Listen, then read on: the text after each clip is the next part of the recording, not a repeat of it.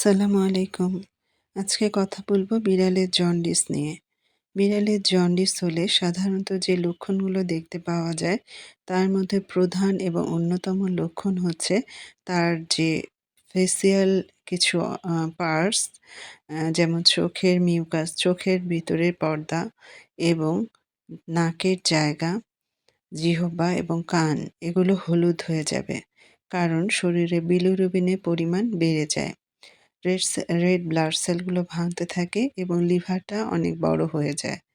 তো সেক্ষেত্রে যখন এ ধরনের লক্ষণগুলো দেখা যাবে, হলুদ হয়ে যাবে, তার প্রস্রাবটাও হলুদ হয়ে যাবে, পটিটা অনেক বেশি হলুদ থাকবে এবং দুর্গন্ধ থাকবে।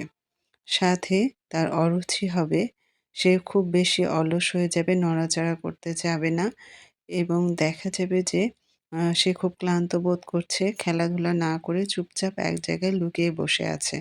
এ ধরনের লক্ষণগুলো যখন দেখতে পাবেন, সাথে আরেকটা ইম্পর্টেন্ট লক্ষণ দেখা যায়, সেটা হচ্ছে তার পানি পিপাসা প্রচুর বেড়ে যায়। সে ঘন, ঘন পানি খেতে থাকে। হুম? তো এটা আবার দেখা যায় যে ডায়াবেটিস হলেও একটা বিড়ালের যদি ডায়াবেটিস হয়, সেক্ষেত্রেও কিন্তু প্রচুর পানি পিপাসা বেড়ে যায়। তো এটা গুলিয়ে ফেলা যাবে না। ডায়াবেটিসের ক্ষেত্রে পানি পিপাসা বাড়বে, বেশি ইউরিনেশন হবে। কিন্তু সাথে এই যে স্কিনের যে কালার চেঞ্জ, সেটা থাকবে না। আর কিন্তু জন্ডিসের ক্ষেত্রে নাকের ডগা, কান, চোখের জায়গা এগুলো সব হলুদ হয়ে যাবে। সাথে পানির পিপাসাটা বেড়ে যাবে এবং ইউরিনেশনটা বেড়ে যাবে।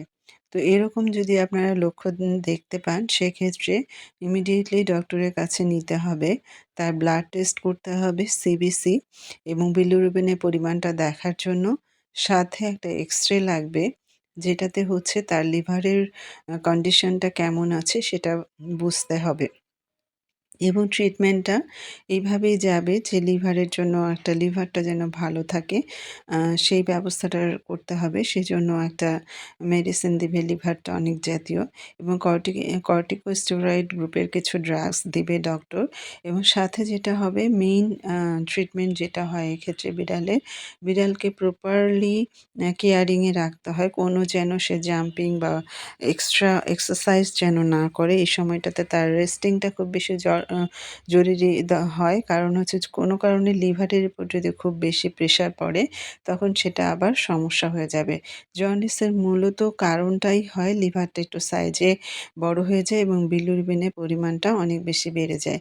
তো এই সময় বিড়ালটাকে রেস্টিং কন্ডিশনে রাখা এবং প্রপারলি কেয়ারিং করা, লিকুইড সাপ্লিমেন্ট বেশি দেওয়াটা জরুরি।